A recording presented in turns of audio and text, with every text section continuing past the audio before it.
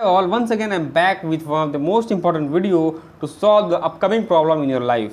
So guys, if you're a software engineer in TCS, Infosys, Wipro or IBM, then this video is for you. Guys, all of you know that service-based engineers are paid very less. So we should always be ready to face certain financial crises in our life. We may face financial crisis at any point in our life. So we must be ready with some emergency fund in our bucket. So guys, if you have an emergency fund with you, then you and your family may survive safely during the most difficult time of your life. There may be chances that you might lose your job in the upcoming future and you may get your new job after 3 months. So in those 3 month bracket, you must be having some emergency fund so that you can survive easily. So guys, in this video we will discuss about how much emergency fund you need and where should you save it. So we will discuss all the things one by one. This question is, how much emergency fund should you need? It depends upon your monthly expenditure. Suppose your monthly expenditure is 30k, then you should need 30k into 3, that is 1,20,000 as emergency fund. Now the next question is, where should we save it? The basic fund of emergency fund is, you should save it to a place which is less risky.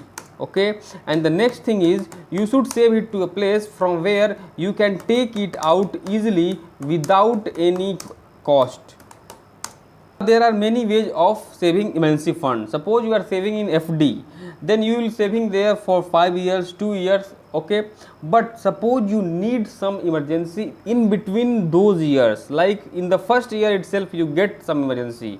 Suppose you want to take the money out from FD, then they will charge you heavily. So this should not be your option.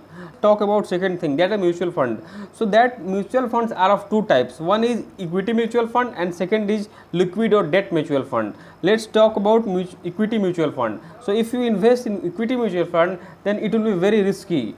Basic fund of emergency fund is that it should be less risky. So it is ruled out. Second thing is that if you spend in equity mutual fund, then if you take the money out from there, then they will charge you heavily. So these two things are against this equity mutual fund. So we cannot save our money in FD, we cannot save our money in mutual fund, but we can save our money in liquid or debt mutual fund. I am saying this because you can take the money out from this liquid mutual fund anytime after 7 days. Okay, suppose you invested today, then if you take the money after 7 days, then no money will be charged. Now second thing is that it will provide you interest around FD. Like FD provides you interest of suppose 4.5 to 5%, then it will also provide you interest around 4 to 5%. Okay. Now guys, let me discuss some good mutual fund that I have invested as part of emergency fund. So guys, I will suggest everybody to invest in ICI Prudential Liquid Fund Direct Plan Growth. You can see here 5 years average is 5.47%.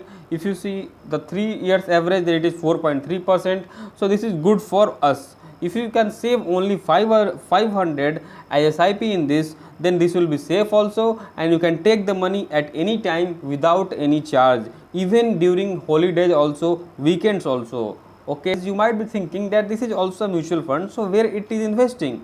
See here, it is investing in Reserve Bank of India 13%, Reserve Bank of India 5.1%, NTPC, HDFC Bank, Canara Bank, Indian Bank, Government of India, National Bank for Agriculture and Rural Development, Bharti Airtel.